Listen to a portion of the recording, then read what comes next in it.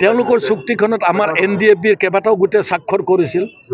মই আচৰিত হৈছোঁ, ভাৰত চৰকাৰৰ গৃহমন্ত্ৰী অমিত শ্বাহ ডাঙৰীয়া, অসমৰ মুখ্যমন্ত্ৰী গোটেইবিলাকৰ উপস্থিতিত আমাৰ ৰঞ্জন দৈমাৰী ডাঙৰীয়াকো জেলৰ পৰা উলিয়াই অনা হ'ল স্বাক্ষৰ কৰিবলৈ। মই পৃথিৱীত ক'তো এনে চুক্তি দেখা নাই, চুক্তিখন স্বাক্ষৰ কৰাৰ পিছত আকৌ জেলৰ ভিতৰত সোমাই থোৱা। ৰঞ্জন দৈমাৰীক যি ৰাজনৈতিক চুক্তি হৈছিল, ৰাজনৈতিক দৃষ্টিভংগীৰে তেওঁক মুক্তি দিব লাগিব।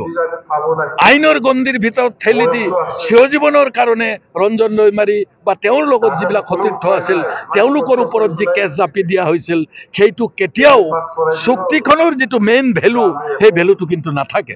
মই বিচাৰোঁ আজিও বহুত আপত্তি আহে আমাৰ ওচৰত, যিবিলাক প্ৰাক্তন NDFB আছে, যিহেতু কেইবাটাও গোট আছে, লেটেষ্ট গ্ৰুপৰ পৰা আৰম্ভ কৰি আৰম্ভণিৰ পৰা তেওঁলোকক এতিয়াও সংস্থাপন দিয়া হোৱা নাই।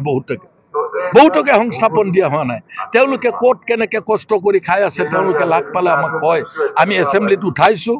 আমাৰ MLA BPFৰ MLA আমাৰ চৰণ বড়ো ডাঙৰীয়া স্পষ্টকৈ তাৰ ওপৰত প্ৰশ্ন আনিছে, কিয় পুনৰ সংস্থাপন সকলোকে কৰা হোৱা নাই।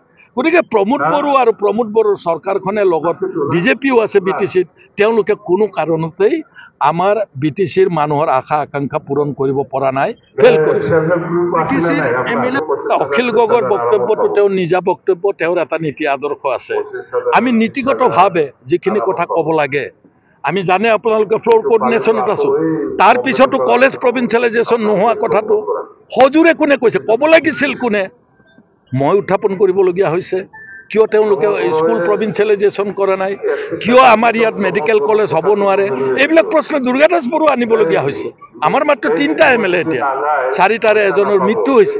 গতিকে 3টা MLA থকা এই ৰাজনৈতিক দলটোৱে আজি আমি লিমিটেড টাইম দিয়ে, 3 মিনিটকে দিয়ে এজনক, 9 মিনিট আপুনি কথা আৰম্ভ কৰোঁতে শেষ কৰিবলৈ হয়। কিন্তু তাৰ মাজতো আমি BTCৰ স্বাৰ্থত আমি কথাখিনি কৈছোঁ।